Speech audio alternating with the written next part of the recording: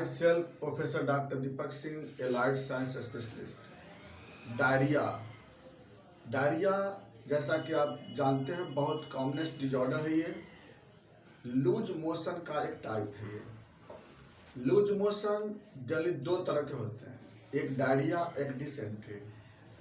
Dysentery में क्या होता है ना, इंटेस्टाइन में और रेक्टम में पेन होता है, साथ साथ म्यूकस और ब्लड भी पास करता है। लेकिन डायरिया में ऐसी बात नहीं है। डायरिया में म्यूकस और ब्लड पास नहीं करता है, इसमें वाटरी स्टूल होता है। क्योंकि डायरिया का मतलब ही देखिएगा, डाया मीन्स क्या होता है, डाया मीन्स होता है वाटर, ओडिया मतलब होता है डिस्चार्ज। डायरिया डाया ओडिया मतलब वाटरी डिस्चार्ज। अब इस बात को समझना होगा हमको कि वाटरी डिस्चार्ज फ्रॉम रेक्टम कैसे हुआ ये, इसी को हम डायरिया बोलते हैं। यानी नॉर्मल में आप जानते होंगे, जैसे हम जब खाना खाते हैं तो फूड में तो बहुत सारे न्यूट्रिएंट सब्सटेंस है, फाइबर भी है, वाटर भी है, सब कुछ है। और जो हम लेते हैं फूड, उस फूड में तो वाटर ही है, लेकिन उसके बावजूद भी हमारे सलाइवा में कुछ वाटर है। Gastric juice, pancreatic juice, bile and succus entericus, इसका भी तो वाटर होता है ना। तो ये भी आपका यहाँ पर बनते हैं वाटर, और प्लस जो हम फूड के सहारे जो लेते हैं वाटर।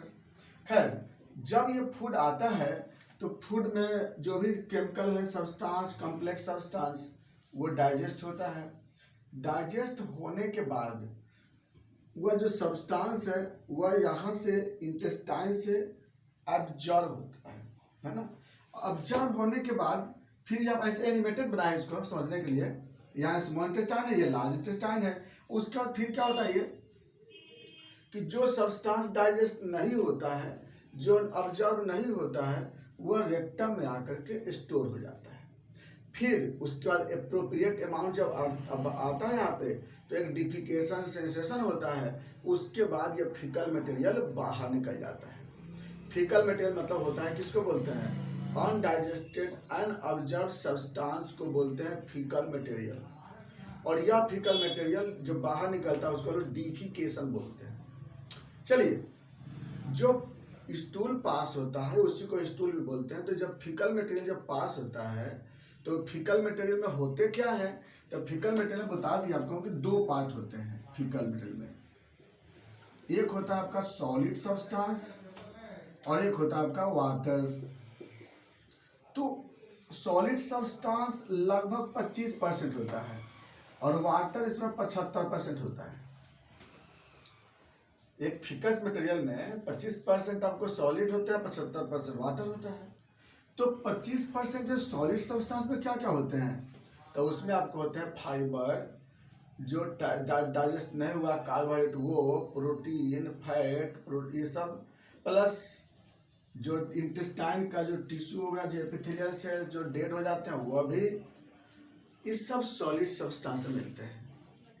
और वाटर तो वाटर हो गया। तो यह आपका यह सब्सटेंस यहाँ पे स्टोर होता है, फिर बाहर निकलता है। लेकिन अब यहाँ पे सवाल है कि जब यही फीकल मटेरियल में वाटर का अमाउंट 75% से ज़्यादा हो जाता है, तो उस केस में जो इसका कंसिस्टेंसी है ये वाटरी हो जाता है। और इसी कंडीशन को हम लोग वाटरी स्टूल बोलते हैं। क्या बोलते हैं, वाटरी स्टूल बोलते हैं। या यही जब पास करता है रेक्टम से तो इसको लूज मोशन कहते हैं। लेकिन अब डिफिनीशन क्या है डायरिया का, कि अगर यह नंबर ऑफ मोशन 3 बार या 3 बार से ज़्यादा जब होता है तब इसको हम डायरिया बोलते हैं। याद रखिए बड़ी गौर से, 24 घंटा में 3 बार या 3 बार से ज़्यादा जब वाटरी स्टूल होता है तब उसको हम डायरिया बोलते हैं। ये लाइन याद रखना इस बात को कि 3 बार या 3 बार से ज़्यादा अगर बाय स्टूल पास करता है उसको हम लोग डायरिया बोलते हैं। अब आते हैं अगले पॉइंट इसमें कि डायरिया कितने तरह के होते हैं। तो डायरिया 3 वेराइटीज का होता है। एक होता है एक्यूट डायरिया, दूसरा होता है परसिस्टेंट डायरिया, एक होता है क्रोनिक डायरिया। इस बात का याद रखिएगा कि डायरिया 3 तरह के होते हैं। पहला होता है एक्यूट डायरिया, दूसरा होता है परसिस्टेंट डायरिया, और तीसरा होता है क्रोनिक डायरिया। 3 तरह के डायरिया होते हैं, acute, persistent and chronic. Acute diarrhoea किसको बोलते हैं कि जैसे वह डायरिया जो सडन होता है और विद इन 1 वीक के अंदर यह डायरिया क्या होता है ना, समाप्त हो जाता है। 2 दिन, 3 दिन, 4 दिन तक जो डायरिया होता है उस डायरिया को हम लोग बोलते हैं एक्यूट डायरिया बोलते हैं। 1 सप्ताह तक होता है और उसको बोलते हैं हम लोग एक्यूट डायरिया। दूसरा होता है परसिस्टेंट डायरिया। परसिस्टेंट डायरिया किसको बोलते हैं, जो डायरिया 1 सप्ताह से लेकर के और 4 सप्ताह तक यानी कि 1 वीक से लेकर 4 वीक तक रहता है डायरिया, उसको बोलते हैं परसिस्टेंट डायरिया बोलते हैं। और एक होता है क्रोनिक डायरिया। क्रोनिक डायरिया किसको बोलते हैं, जो डायरिया 4 वीक से बाद यानी कि 4 वीक के बाद भी वो डायरिया रह जाता है, उसको बोलते हैं क्रोनिक डायरिया बोलते हैं।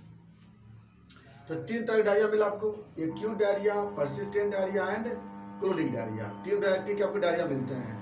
तो एक्यूट डायरिया बता दिया आपको कि जो 1 वीक तक डायरिया रहता है, मतलब कि 1 दिन, 2 दिन, 3 दिन, 4 दिन, 5 दिन, 7 दिन तक होता है, उसको बोलते हैं एक्यूट डायरिया बोलते हैं।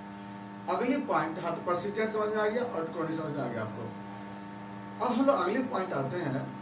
अकॉर्डिंग टू इटियोलॉजी ये डायरिया 2 वेराइटीज के होते हैं। कौन कौन से होते हैं 2 वेराइटीज के, एक होता है फिजियोलॉजिकल डायरिया, एक होता है पैथोलॉजिकल डायरिया। फिजियोलॉजिकल डायरिया किसको बोलते हैं, वैसा डायरिया जो लूज मोशन, जो दिन 24 घंटा में 1 या 2 मोशन होता है उस। और दूसरी बात है, इस डायरिया से किसी भी तरह का बॉडी पे कोई इफेक्ट नहीं होता है, ऐसे डायरिया को बोलते हैं हम लोग फिजियोलॉजिकल डायरिया। याद रखिए हम कौन से क्या बोल रहे हैं, वह डायरिया लूज मोशन जो 24 घंटा में 1 या 2 बार से ज़्यादा होता, 2 बार तक होता है, और साथ साथ इसमें किसी भी तरह का बॉडी पे कोई फिजिकल इफेक्ट नहीं होता है, ऐसे डायरिया को बोलते हैं फिजियोलॉजिकल डायरिया बोलते हैं। ये डायरिया क्यों होता है, यह डायरिया होता है जब हम जब कोई एक्सेस डाइट ले लेते हैं, ज़्यादा फैट यूज कर लेते हैं, या फिर कभी ज़्यादा बाइल साल्ट सिंथेसिस हो जाता है लीवर से, तो इस कंडीशन में ये डायरिया हो जाता है। जबकि ज़्यादातर ये आपको ज़्यादा खाना खाने से ऐसा हो जाता है। कभी कभी मिक्स डाइट या मिक्स अगर नॉनवेज खा लेते हैं तो उस केस में कभी कभी ऐसा डायरिया होने की चांसेस हो सकती है। तो ये जो डायरिया होता है इसको हम लोग बोलते हैं फिजियोलॉजिकल डायरिया। एक होता है पैथोलॉजिकल डायरिया। पैथोलॉजिकल डायरिया किसको बोलते हैं, वैसा डायरिया जो 3 बार या 3 बार से ज़्यादा मोशन होता है 24 घंटा में, और साथ साथ बॉडी पे कोई फिजियोलॉजिकल इफेक्ट होता है जिसके कोई ना कोई डेंजरस कारण होते हैं, ऐसे डायरिया को बोलते हैं पैथोलॉजिकल डायरिया बोलते हैं। यानी 3 बार या 3 बार से ज़्यादा होना और बॉडी के फिजिकल एक्टिविटी में चेंज होना, ऐसे कंडीशन को बोलते हैं पैथोलॉजिकल डायरिया बोलते हैं। चलिए पैथोलॉजिकल डायरिया के बारे में हम समझना चाह रहे हैं कि आगे पैथोलॉजिकल डायरिया होता कैसे है, तो इसको समझना चाहते हैं लोग। देखिए पैथोलॉजिकल डायरिया का क्या क्या मेन मैकेनिज्म रीजन होता है, पहले उसको देख लेते हैं, फिर हम लोग चलेंगे mechanism of diarrhoea. Pathological diarrhoea का सबसे पहला जो रीजन होता है, सबसे इंपॉर्टेंट, वो है इन्फेक्शन। इन्फेक्शन में आप देखेंगे, इन्फेक्शन सबसे इंपॉर्टेंट पहले नंबर पे आते हैं कॉज में, वो है आपका बैक्टीरिया। कुछ बैक्टीरिया ऐसा होता है जो डायरिया प्रोड्यूस करता है, जैसे cholera bacteria, cholera, vibrio cholera बोलते हैं, बैक्टीरिया का नाम है। तो विब्रियो कॉलरा से आपको डायरिया होता है, ये भी बहुत डेंजरस डायरिया प्रोड्यूस करता है। और कॉलरा का जो डायरिया देखेंगे तो इसमें वाटरी स्टूल होते हैं, इसमें राइस वाटर के जैसा डायरिया होता है। तो ये हम लोग बोलते हैं पहला कॉलरा। दूसरा होता है साल्मोनेला। साल्मोनेला यह भी आपको डायरिया प्रोड्यूस करता है। थर्ड नंबर में क्लोस्ट्रीडियम स्पीसीज, जैसे क्लोस्ट्रीडियम बोटुलिनम होते हैं, यह भी आपको डायरिया प्रोड्यूस करते हैं जब फूड पॉइजनिंग के कंडीशन करा देता है, तो उस कंडीशन में। इसके बाद अगला होता है इश्चरिचिया कोलाई, इसके वजह से भी डायरिया प्रोड्यूस होता है। तो बैक्टीरिया में 3 बैक्टीरिया, ये 2-3 बैक्टीरिया जो बता अभी आपको हम, ये बड़ा कॉमन है, कॉलरा है, साल्मोनेला है, इश्चरिचिया कोलाई है, और एक जो चौथे नंबर बता दिया आपको हम, क्लोस्ट्रीडियम। अब आते हैं वायरस। वायरस में कुछ वायरस, जैसे number 1 rota virus, number 2 poliomyelitis virus, number 3 corona virus. ये जो वायरस है ना, ये वायरस रोटा वायरस जो डायरिया प्रोड्यूस करता है बच्चों में प्रोड्यूस करता है, पोलियोमाइलाइटिस वायरस यही बच्चों में प्रोड्यूस करता है, जो कोरोना वायरस वो किसे प्रोड्यूस करता है, ज़्यादातर एडल्ट में करता है। तो ये वायरस के कारण आपको मिलते हैं डायरिया। थर्ड नंबर पे आपको मिलेगा फंगस। फंगस में जैसे एस्परजिलस है, कैंडिडा अल्बिकेंस है, इसके इन्फेक्शन से भी आपको डायरिया प्रोड्यूस होती है। अगला चौथे नंबर पे आते हैं पैरासाइट। पैरासाइट में कौन है, जियार्डिया लेम्बलिया। जियार्डिया लेम्बलिया एक पैरासाइट है, प्रोटोजोआ है, उसके कारण भी डायरिया प्रोड्यूस होता है। तो ये जो आप देख लिए डायरिया होने का जो कॉज, ये सब कॉज बहुत इंपॉर्टेंट है, इन्फेक्शियस कॉज में आते हैं। अब नंबर 2 में आता है आपको जैसे ड्रग्स। कुछ ऐसे मेडिसिन होता है जिस मेडिसिन के कारण डायरिया प्रोड्यूस होता है, जैसे एंटीबायोटिक्स में आता है एम्पिसिलिन आता है, या फिर कुछ NSAID ड्रग्स होते हैं, या फिर कुछ ऐसे एपिलेप्टिक ड्रग्स होते हैं, या फिर मैग्नीशियम कंटेनिंग ड्रग्स होते हैं। तो कुछ मैग्नीशियम कंटेनिंग ड्रग्स लेने के कारण भी डायरिया होता है। तो ड्रग्स में ये सब ड्रग्स लेने के कारण डायरिया हो जाता है। अब आते हैं नंबर 3, तीसरे कॉज में क्या होता है, न्यूरोलॉजिकल कॉज, जैसे कि एंजाइटी हुआ या डिप्रेशन हुआ। तो ये सब की जैसे होता है ना, कभी कभी एग्जामिनेशन से पहले या कोई और बहुत बड़ी कोई बात होती है तो उस केस में आपको डायरिया प्रोड्यूस होता है। तो ये न्यूरोलॉजिकल कॉज में आते हैं। अगला होता है गैस्ट्राइटिस। अब गैस्ट्राइटिस होगा तो क्या होगा, गैस्ट्राइटिस होने के कारण स्टमक में इन्फ्लामेशन हो गया, यहाँ से कोई भी डाइजेशन प्रॉपर होगा नहीं और उसके कारण भी डायरिया प्रोड्यूस होता है। अगला होता है लीवर डिजॉर्डर। लीवर डिजॉर्डर के कारण क्या होता है कि प्रॉपर बाइल का फॉर्मेशन नहीं होगा, उस केस में डाइजेशन प्रॉपर नहीं होगी, यहाँ पर जो एसिडिटी होगा और उसके वजह से भी डायरिया प्रोड्यूस होता है। अगला होता है पैंक्रियाटाइटिस। पैंक्रियाटाइटिस के कारण क्या होगा, एंजाइम प्रॉपर नहीं बनेंगे, उस एंजाइम के नहीं बनने के कारण भी इंडाइजेशन होगा, डिस्पेप्सिया जिसको बोलते हैं, उसकी वजह से भी आपको डायरिया प्रोड्यूस होगा। अगला कॉज होता है इसमें इंटेराइटिस, यानी कि गैस्ट्रोइंटेराइटिस में, जैसे कि इंटेस्टाइन में इन्फ्लामेशन हुआ तो उस केस में क्या होता है कि जो सब्सटेंस है वह आपको अब्जॉर्ब नहीं होंगे और उसके कारण भी डायरिया प्रोड्यूस होता है। तो जितना अभी जो कॉज देख लिए, ये सब कॉज क्या है, डायरिया प्रोड्यूस होने के कारण होते हैं मेनली। अब हम लोग आगे बात करते हैं हम लोग कि इसका मैकेनिज्म क्या है। देखिए डायरिया जितना हम बताया आपको, जितने कॉज, इसमें जो मेनली क्या होता है ना, मेन 4 मैकेनिज्म मेन है इसमें। कौन कौन से 4 मैकेनिज्म है, सबसे number 1 increase peristaltic movement. Peristaltic movement, अगर बाध्य पेरिस्टाल्टिक मूवमेंट अगर ज़्यादा हो जाता है तो अब उस केस में आपको क्या होता है कि डायरिया प्रोड्यूस होता है। क्यों, जैसे मान लीजिए सपोज जो फूड सब्सटेंस है, इसको एब्जॉर्ब होने के लिए क्या चाहिए, एक समय चाहिए। जब मूवमेंट बहुत फास्ट होगा तो उस केस में क्या होगा, ये डायरिया प्रोड्यूस कर जाएंगे ये, अब उसको पानी ऑब्जर्व होने का मौका ही नहीं मिलेगा तो अब डायरिया प्रोड्यूस होगा ही। एक बहुत बड़ा कारण बनता है इंक्रीज पेरिस्टाल्टिक मूवमेंट। नंबर 2, दूसरे नंबर पे क्या होता है, decrease water absorption. Decrease water absorption, जैसे पानी का एब्जॉर्प्शन कम होगा। क्यों कम होगा, हो सकता है कि इंटेस्टाइनल लुमेन में कंसंट्रेशन ज़्यादा हो, तो पानी का एब्जॉर्प्शन कम होने से क्या होगा, उसमें भी फीकल मटेरियल में वाटर का अमाउंट क्या होगा, बढ़ जाएगा। थर्ड में आता है इंक्रीज सिक्रीशन। देखो सिक्रीशन किसको बोलते हैं, सिक्रीशन का मतलब होता है कि जो ब्लड से सब्सटेंस जब इंटेस्टाइन में जब चला जाता है म्यूकोसा मेम्ब्रेन के द्वारा, तब उसको बोलते हैं इंक्रीज सिक्रीशन। जैसे ज़्यादातर ये कोलेरा वगैरह में खूब होता है ऐसा, कि आपको जो क्या होगा ना कि अब यहाँ पर ब्लड का सब्सटेंस ही ऑब्जर्व यहाँ पर इंटेस्टाइन में आने लगता है, तो ये ज़्यादा सिक्रीशन हो रहा है। देखिए सिक्रीशन का मतलब क्या बोले हैं कि जब ब्लड का कोई सब्सटेंस जब इंटेस्टाइन में आता है तो उसको बोलते हैं सिक्रीशन बोलते हैं। तो अगर बाय द वे अब ऐसा केस में क्या होगा, ब्लड का ही पानी लॉस करेगा ना पूरा, तो ऐसे कंडीशन ये भी आपको डायरिया प्रोड्यूस करता है। और नंबर 4 में क्या होता है, 4th नंबर पे नेक्स्ट आता है फिर इसमें, अगर इसमें ऑस्मोटिक प्रेशर ज़्यादा हो जाता है, osmotic pressure increase in intestine, जैसे अगर एक्जुडेशन होने लगा, एक्जुडेशन कब, जब इन्फ्लामेशन होता है तो उस केस में क्या होता है ना, इंटेस्टाइन इन्फ्लामेशन के कारण यहाँ पे एक्जुडेशन होना चालू हो जाएगी, ऑस्मोटिक प्रेशर इसका बढ़ जाएगा और उस केस में वाटर का एब्जॉर्प्शन यहाँ पे घट जाता है।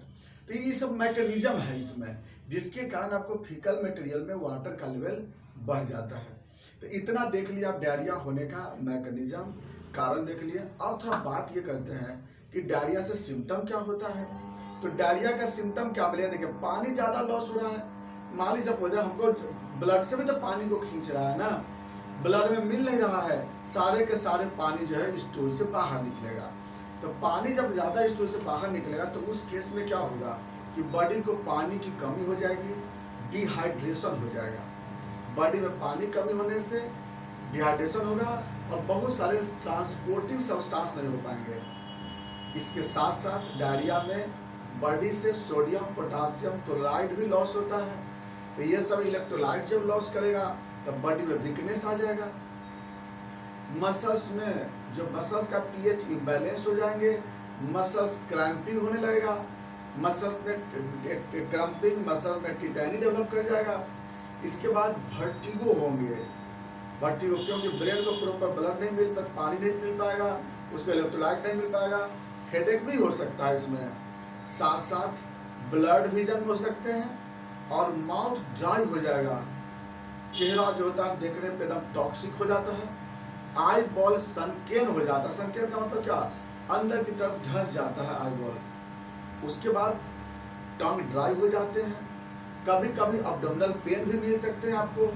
जब पल्स रेट देखेंगे तो पल्स रेट आपको फास्ट रहेगा, लेकिन बीपी लो हो जाता है, पल्स वॉल्यूम लो हो जाता है, यूरिन का फॉर्मेशन घट जाएगा, यूरिन आउटपुट नहीं होगा। क्यों, क्योंकि पूरे पानी तो लॉस हो रहा है स्टूल से ना, इसलिए आपको यूरिन आउटपुट वहाँ घट जाएगा, ओलिगो यूरिया मिलेगा और बहुत ज़्यादा होगा तो एनुरिया भी हो सकता है। यह आपको डायरिया में ऐसा मिल सकता है। लंबे समय में डायरिया रहेगा तो क्या होगा, माल न्यूट्रिशनल डिजॉर्डर होंगे।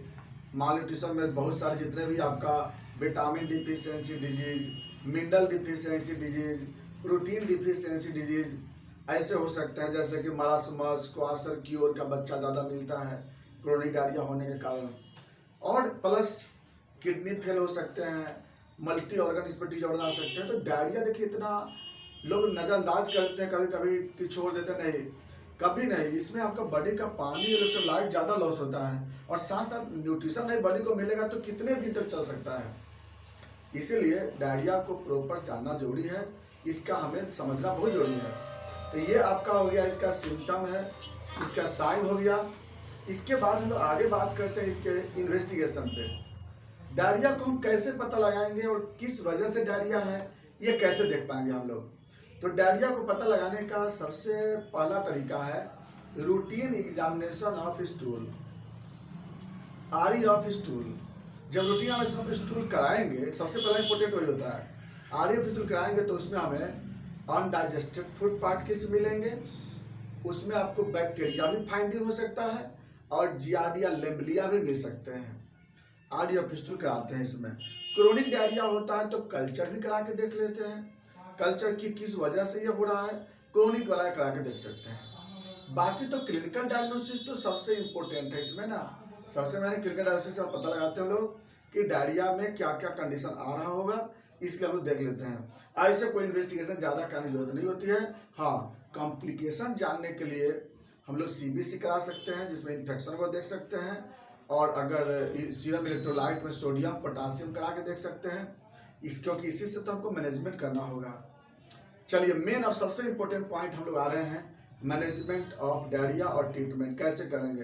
देखिए, सबसे पहले जब डायरिया का पेशेंट आता है तो पहला हमको क्या करना चाहिए, ORS इलेक्ट्रल पाउडर उसे हमें देना चाहिए। ORS के लिए क्या करना होगा, जो मार्केट में आता है बना बनाया हुआ पैकेट में, जिसको हम देते हैं। अगर बाय द वे ORS अगर नहीं मिल रहा हो अवेलेबल, तो आप क्या करोगे कि ग्लूकोज और नमक का सॉल्यूशन तैयार करेंगे।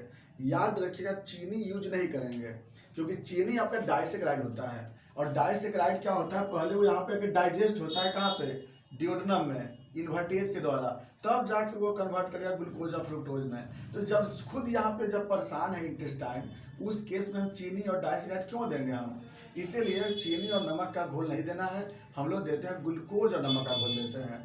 अगर नहीं मिलता है ग्लूकोज तो छोड़ देना है, नमक का सोल्यूशन दीजिए ना, लेकिन कभी चीनी यूज नहीं करें तो डायरिया और बढ़ सकता है।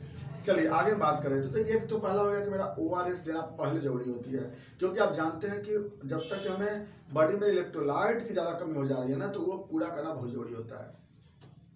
इसके बाद नंबर 2, अगर हमें पॉसिबिलिटी साधन है तो हमें IV इन्फ्यूजन करना चाहिए। IV इन्फ्यूजन में सबसे पहले हम लोग क्या करते हैं कि पहले पैरामीटर देख लेते हैं, फिर भी DNS, NS या डेक्सट्रोज 2% या 5% या रिंगर लैक्टेट सोल्यूशन देते हैं। इसके साथ साथ मेट्रोन का जो आता है इन्फ्यूजन, उसको भी हम लोग साथ दे देते हैं। और एज पर कंडीशन हम लोग एंटीबायोटिक्स या फिर अदर कंडीशन यूज कर सकते हैं जैसा हमें नीड पड़ता है उसमें, लेकिन हमें सबसे मेन है इसमें IV इन्फ्यूजन, क्योंकि IV इन्फ्यूजन करने से मैक्सिमम डायरिया कंट्रोल हो जाता है, याद रखिएगा। तो डायरिया के लिए बहुत बड़ा पहला मैकेनिज्म बता दिया आपको, मैकेनिज्म मेंटेन करना ORS बहुत जरूरी है। नंबर 2 आपको IV इन्फ्यूजन बहुत जरूरी होता है। इसके बाद तब हम लोग क्या करते हैं, पेशेंट का जब कंट्रोल होने लगता है तब हम लोग पेशेंट को ओरली कुछ भी देते हैं, उसमें हम लोग नॉर्मल सॉफ्ट डाइट देते हैं, जिसमें कि खिचड़ी देते हैं या दाल का पानी देते हैं या चावल देते हैं, क्योंकि रोटी देने से क्या होगा कि मे भी हो सकता है कि रिएक्टिविटी और बढ़ सकता है। इसलिए हम लोग क्या करते हैं कि खिचड़ी देते हैं, सॉफ्ट डाइट कुछ देते हैं जो कि आसानी से वो डाइजेस्ट हो सके, आसानी से ऑब्जर्व हो सके, इंटेस्टाइन के मोटिलिटी को कोई इफेक्ट ना करे। इसके बाद हम लोग ये सब डाइट को ज़्यादा हम लोग प्रेफर करते हैं। वो बोलते हैं कि गोभी बाहर का खाना नहीं खाना है, कंटामिनेटेड फूड वाटर से बचना है, जो भी पानी देते हैं वो फिल्टर वाटर देते हैं, गर्म पानी करके उसको ठंडा करके ढक देते हैं, ढक के, और उसी पानी को हम पेशेंट को देते हैं पीने के लिए। ये था आपका डायरिया का मैनेजमेंट। अगर बात करते हैं इस मेडिसिन के बारे में, तो देखिए पहला तो बताया आपको कि इन्फ्यूजन बहुत जरूरी है। इन्फ्यूजन के साथ साथ हम लोग होम्योपैथिक दवा को साथ साथ इंक्लूड करेंगे। रिपीटली हम लोग आधा घंटा 1 घंटा पे जो दवा बता रहे हैं, और उससे पहले सिलेक्शन करना चाहिए कि कैसा कंडीशन होता है, जिसमें कि जैसे पोडोफाइलम है, कैमोमिला है, या फिर इसमें ये एथुजा है, इसके बाद मर्कसॉल है, सालिसिया है, मैग्नीशियम फॉस है, ये सब ग्रुप की दवा को चलाते हैं। और पहले हम लोग इसको क्या करते हैं, हम लोग पहले इसको हम लोग कम्प्लीटली डायग्नोस करके प्रॉपर देख लेते हैं कैसा कंडीशन है, कैसा कॉन्स्टिट्यूशन है, उसी के बाद हम लोग इसका मेडिसिन करते हैं। Selection of potency, selection of drugs ऐसे अपने से नहीं करना चाहिए, बिना फिजिशियन के मिले हुए हमें ड्रग्स का सिलेक्शन नहीं करना है, क्योंकि अलग अलग पोटेंसी का जो यूज है, अलग अलग ड्रग्स का यूज अलग अलग कॉन्स्टिट्यूशन पर निर्भर करता है। ये था आपका डायरिया के बारे में, बाकी बातें चलेंगे नेक्स्ट वीडियो में। Thanks for watching.